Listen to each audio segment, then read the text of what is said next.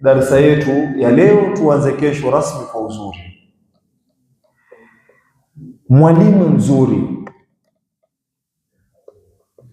anayetaka kuwasilisha kile anachokifundisha aghlabia hutumia mifano, na usabikishi kiko pale mwalimu aelewa zaidi ile lesson plan ambayo kwamba utaiandika na vitu vyote utakavyokiandika, lazima kuwe na exercises, lazima kuwe na zile drill ambazo kwamba utaziweka. Lengo na madhumuni kama mwalimu kujua hii mifano hii ndio itakayomjenga huyu mtoto katika masomo yake, si elimu ya chini tu mpaka elimu ya juu kwa kutumia mifano. Ndio maana utaona kipindi tunasoma sisi kulikuwa kuna zile sin theta, sijui cosine theta, sijui nini nyingine nini hizo tan theta.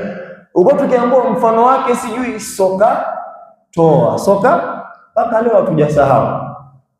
Hata ukaenda ukasoma university gani, lao utaona ile soka toa utajua hii sin theta hii, kwa sababu ni mfano. Ulipata mwalimu mzuri wa hesabu akakupa mfano kama huo mpaka leo katika akili ya mwanafunzi. Mfano mwingine, zamani tukiwa watoto ilikuwa hatujui mkono wa kulia ni upi, mkono wa kushoto ni upi. Tulifundishwa vipi? Ukitaka kujua mkono wako wa kulia, hebu angalia ule mkono ambao kama atakumsalimia mtu ndio utajua una mkono mzuri, ili baadaye utaona mtoto hutoa mkono huo akaona huu si mkono sawa, akatoa mfano mwingine. Ni masala ya kujua east, west, north na south. Kuna watu mpaka leo huwasumbua haya, kitu kidogo tu ambacho kwamba tulitiwa katika akili yetu ni jua lachomoza wapi? East. Jua lazama wapi? West. Kwa kilichokuwa mbele ya east na west kitakuwa north, na kilichokuwa nyuma yake kitakuwa. Mpaka leo watu hawajasahau kwa kupitia mfano.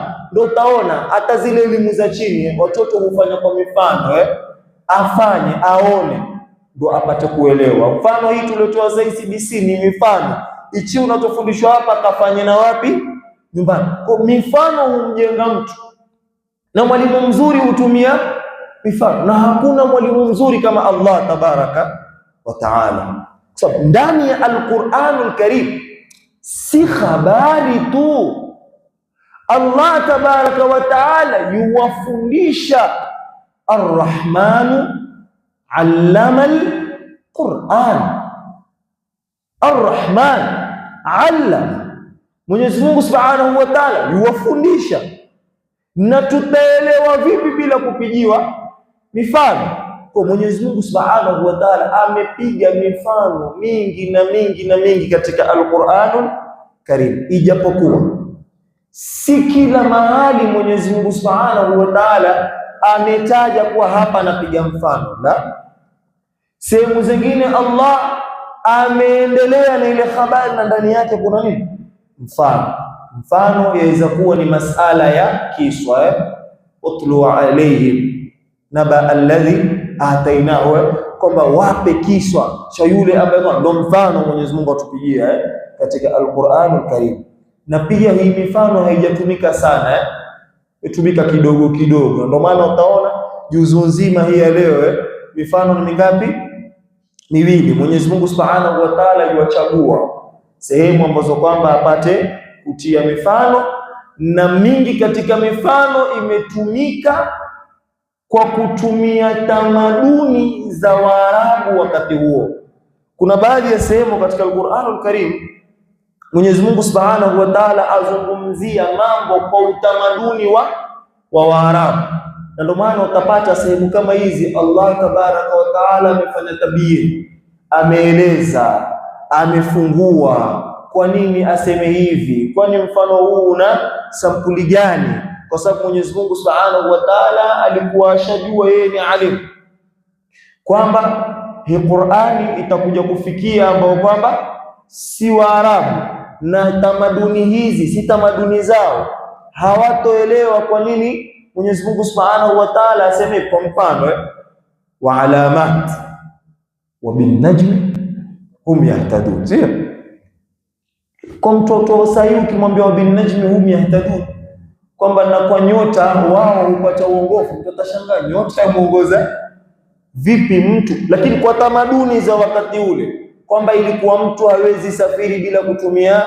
nyota. Akiona nyota atajua hii direction ya sehemu fulani, nyota iko huku, kwa hiyo huku ambapo kwamba hakuna nyota ndio direction ya sehemu fulani. Kuliani ama kushotoni kwa nyota ni sehemu fulani, kuliani kwa nyota ni sehemu fulani. Lakini sahihi na Google Maps haya na nini, mtu hawezi kuelewa bin najmi hum yahtadun. Kwa hivyo katika Al-Qur'ani kwa mifano kama hii, na ndio maana utaona hauwezi kuielewa Qur'ani mpaka uielewe fani ya lugha na vitu vyake vyote, lugha na furuu zake, lugha, ilmul badi', ilmul bayani wal maani, uje kuzungumza masala ya balagha hiyo yote ambayo kwamba tumeitaja, uje uangalie masala ya nahwu, uje uangalie masala ya sarfa, ushuke katika elimu zote hizo, fiqhu, lugha na arudhi, lugha na branches zake zote, ndio utakuja ielewa Qur'ani. Kwa sababu ukitaka kuisoma Qur'ani kwa lugha yako ya kawaida, kuna baadhi ya sehemu itabidi sasa utafsiri vitu ambavyo kwamba havieleweki. Nakumbuka kipindi mwalimu wetu atufundisha tafsiri Qur'an na umuhimu wa kujua lugha. Huwezi kuielewa Qur'ani mpaka uijue lugha. Kwa nini hapa kuje hivi? Kwa nini hapa kwende vile? Kama juzi nauliza hawa vijana, twajua siku zote ikija an ambapo kwamba ni katika nawasib, hunasibisha kile kinachokuja mbele, hata ikiwa ni fi'lul mudhari hadhir. Lakini mbona katika suratul Muzammil imekuja alima an sayakunu, ikaishia hapo? Afadhali ingekuwa alima an sayakunu, tungejua ni hadfu nun. Kwa nini alima an sayakunu? Ni vitu muhimu mtu ajue.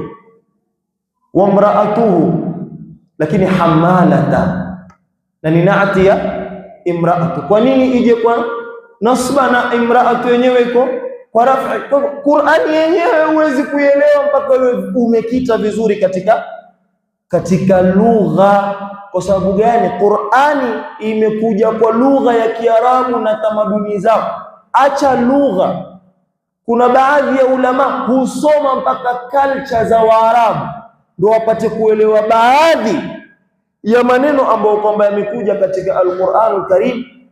Kama tukikumbuka vizuri katika Suratul Tariq, kipindi tuitafsiri, tulipatana na ile in kullu nafsin lamma alaiha hafidh. Imekubalika wazi, hiyo si Kiarabu kile cha Kiquraish ambacho kwamba alikuwa nacho Mtume sallallahu alaihi wasallam. Kwa hivyo huwezi kuelewa in kullu nafsin lamma, lugha iliyotumika mpaka hiyo umesoma culture za Waarabu. Kwa hiyo mifano imepigwa mingi katika Al-Qur'anul Karim, na inshallah kuanzia kesho tutaanza na mfano wa kwanza ambao kwamba tutauchagua na itakuwa ni darsa ya baada salatul asri mubashara inshallah.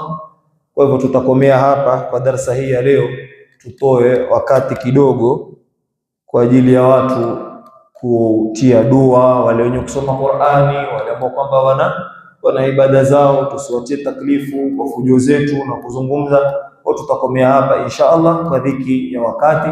Ikiwa tumepata ni taufiki ya Mwenyezi Mungu Subhanahu wa Ta'ala, na ikiwa tumekosa basi ni kutokamana na sisi wenyewe kwa upungufu wa elimu zetu. Wa aqulu ma qad sami'tum, wa salamu alaykum wa rahmatullahi wa barakatuh.